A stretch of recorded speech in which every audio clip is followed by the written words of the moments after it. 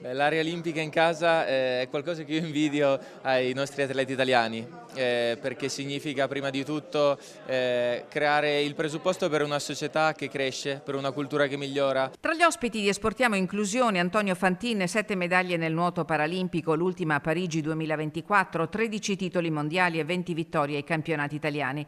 Fantin, originario di Bibione, a Cortina ha raccontato l'emozione di vivere una Olimpiade in casa, di vedere i colleghi sostenuti dal calore del pubblico che li ha visti crescere, ma a noi ha voluto raccontare la necessità di considerare Olimpiadi e Paralimpiadi evento unico, anche dal punto di vista mediatico. Negli ultimi anni le Paralimpiadi stanno acquisendo il loro spazio, non devono essere viste come un'Olimpiade bis, hanno le proprie caratteristiche, hanno le proprie peculiarità e su queste secondo me deve focalizzarsi l'aspetto mediatico, la comunicazione, quindi il guardare a quello che di peculiare può trasmettere una Paralimpiade è sicuramente quello che permette di dare, uso un termine forte che metterei tra molte virgolette, che è la giusta dignità mediatica anche ad un evento come quello delle Paralimpiadi, che è un evento planetario. Lo sport è sogno, lo è specialmente ai massimi livelli. Per Antonio Fantin il nuoto è stato prima un dovere. Da bambino gli venne diagnosticata una malformazione arterovenosa,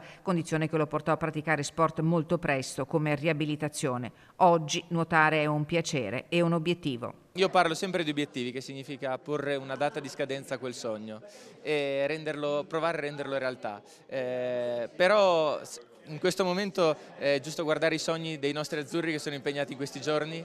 Ripeto, tanti amici che si stanno cimentando e stanno dando frutto al lavoro di anni e quindi sono veramente entusiasta per loro perché possono viversi questo sogno, questo grandissimo sogno in casa.